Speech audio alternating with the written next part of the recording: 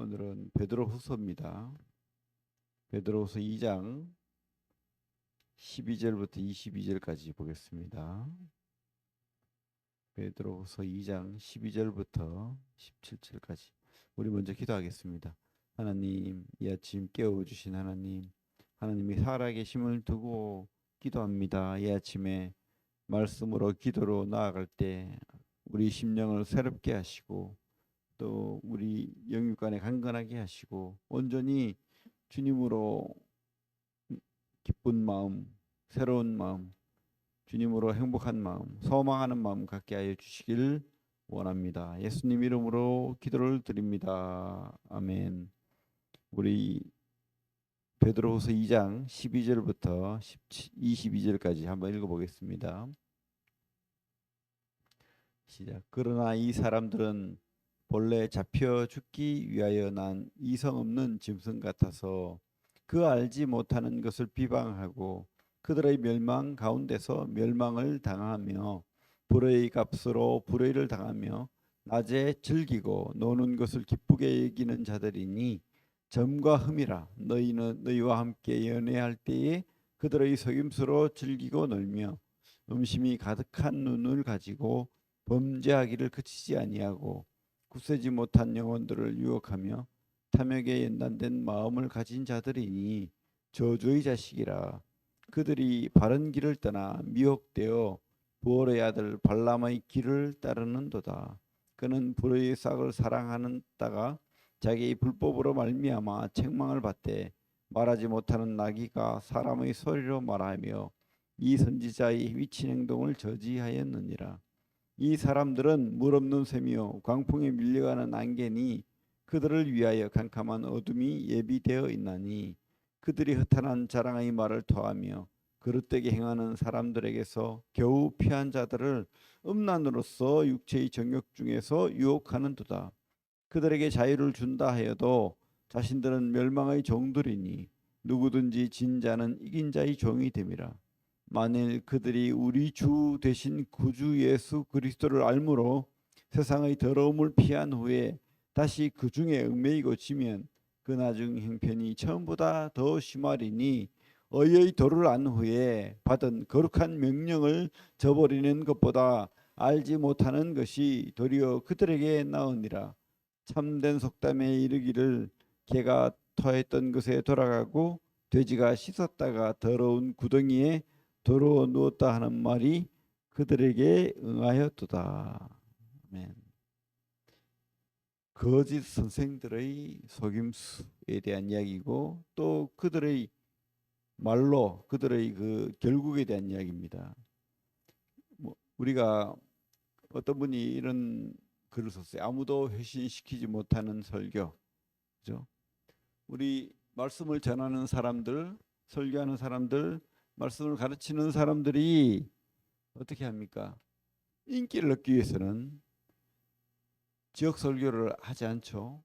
그리고 복받는 기복적인 설교를 하게 되고 또 이 땅에 우리가 행위로 그들의 삶이 복을 받을 것처럼 이야기를 합니다.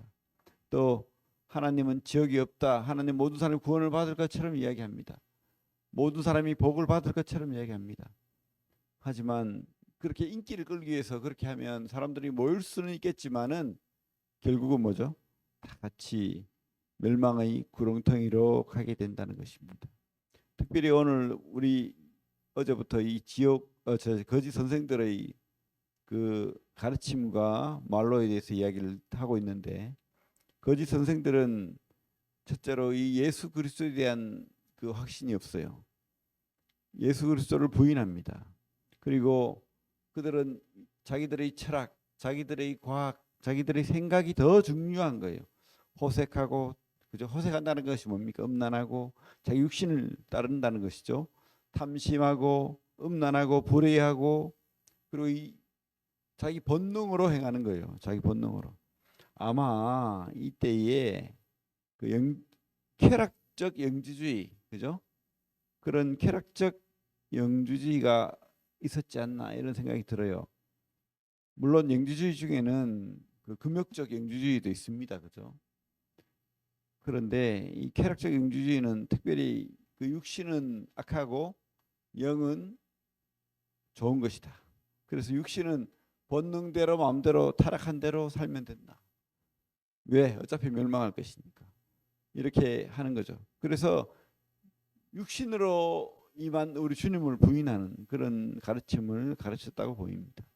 어쨌든 이들은 멸망하는 짐승같이 몸이 행하는 대로 돈과 쾌락을 따라 삽니다. 돈과 쾌락을 따라 살고, 그리고 임신은 성도들과 같이 밥을 먹고 같이 예배를 드리고 그렇게 하는 것처럼 보이지만은 가만히 깨어서 발람이, 옛날에 그 발락과 발람 이야기 알잖아요. 이 발람이 돈을 벌었던 것처럼 사람들을 깨어서 그들에게 가르침을 받도록 하고 본능으로 유도하는 거예요. 네가 원하는 삶을 살아라. 네가 원하는 쾌락을 따라 살아라. 이렇게 하면 사람들이 그 가르침을 믿게 되면 어떻게 됩니까? 마음이, 그죠? 자유롭게 되겠죠. 어떤 하나님의 거룩한 명령, 하나님의 그 말씀대로 사는 그 순종하는 삶, 도덕적인 삶, 윤리적인 삶을 끈을 놓아버립니다. 그러면 어떻게 됩니까? 마음대로 행하는 거죠. 자유로운 것처럼 보이지만 그 자유가 어디로 끌고 가는 거죠? 영원한 하나님 나라가 아닌 그 마귀의 나라로 끌고 가는 겁니다. 오늘 우리 12절부터 보면 이성 없는 짐승이라는 표현을 쓰고 있죠. 그죠? 이성 없는 짐승. 그렇죠. 짐승은 윤리적인 어떤 도덕적인 그런 끈이 없어요. 그런 어떤 그런 게 없죠. 본능으로 살게 되는 거죠. 그리고 43절에 보면 점과 흠이라는 말을 쓰고 있습니다. 점과 흠. 우리가 하나님 앞에 제물로 드려지는 양을 봤을 때 어떻게 합니까? 깨끗하고 흠 없는 양과 소를 잡아서 하나님 앞에 제사를 드리게 됩니다. 그런데 이들은 뭐죠? 오히려 그들 자체가 점과 흠이 되어서 하나님 앞에 드려지지 않는, 하나님이 받을 수 없는 그런 제물이라고 지금 말하고 있습니다. 그리고 발람같이 돈을 겉은 포장되어서 좋은 것처럼 보이지만은 그들의 중심에는 오직 음란함, 돈, 그죠? 그리고 자기 본능이 원하는 것, 이것을 따라서 행하는 거죠. 불의 싹을 따라서 그렇게 하는 겁니다. 그러면서 어떻게 해요? 그들은 허탄한 자랑의 말을 떠드는 거예요. 자기들이 아는 지식, 과학, 철학 이런 것들로, 그죠? 자기들이 말이 맞는 것처럼 그렇게 하는 거예요. 포장되어서 들어보면 다 맞는 것처럼 들립니다. 여러분, 이 땅에 이단들의 말을 들으면 자세하게 들여다보지 않으면 다 맞는 말처럼 들려요. 적지 마시기 바랍니다. 그래서 우리가 진짜 진리를 제대로 깨닫고 공부하고 알아야지 거짓된 그들의 가르침이 드러나는 거예요. 그죠? 이 어둠 속에서는 진짜 돈과 가짜 돈이 구분이 안 되는 겁니다. 그 진짜 돈을 알기 위해서는 어떻게 해야 됩니까? 밝히 우리가 빛으로 가짜와 진짜를 구분할 줄 알아야 되는 거죠. 진짜가 무엇인지 제대로 알 때 가짜가 드러나는 겁니다. 그들은 그저 자유로운 자처럼 이야기합니다. 그리고 사람들에게도 자유를 줄 것처럼 이야기합니다. 옳은 것처럼 이야기합니다. 행복한 것처럼 이야기합니다. 하지만 그렇지 않다는 것을 보게 되는 거죠. 우리 21절부터 보면 이런 말씀을 하고 있습니다. 20절부터 볼게요. 만일 그들이 우리 주 대신 예수 그리스도를 알므로 세상의 더러움을 피한 후에 다시 그 중에 얽매이고 지면 그 나중 형편이 처음보다 더 심하게 되리니 의의 도를 안 후에 거룩한 명령을 저버리는 것보다 알지 못하는 것이 도리어 그들에게 나으니라. 그들은 복음을 들었어요. 진리를 들었어요. 예수 그리스도의 은혜를 깨달았습니다. 근데 그 깨달은 게 아니죠. 그들은 그것을 저버렸습니다. 오히려 세상의 지식, 세상의 과학, 세상의 철학으로 예수 그리스도를 부인하고 버렸습니다. 그래서 참 저는 고민됩니다. 진짜 구원받았다고 하는 사람 중에 이런 삶을 산다면 그가 처음부터 구원받은 사람인지 아닌지, 그죠? 하나님 앞에 가봐야 알겠지만 결국의 그 지금 이 시간에 믿음이 있는지 없는지가 더 중요한 거예요.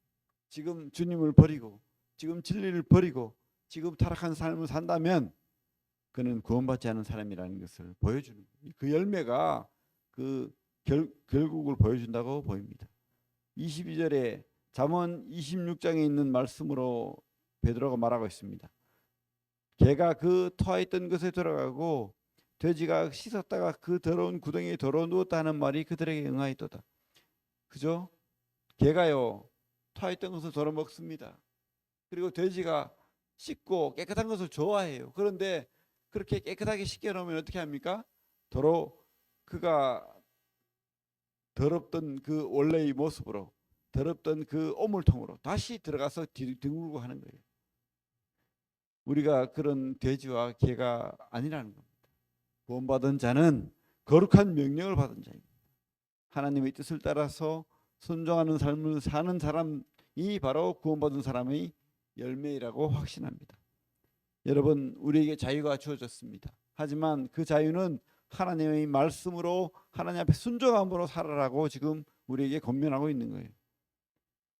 우리는 끝까지 이 구원의 명령, 거룩한 명령을 잊지 않고, 그죠? 우리가 행위로 구원받는다고 말하는 게 아니에요.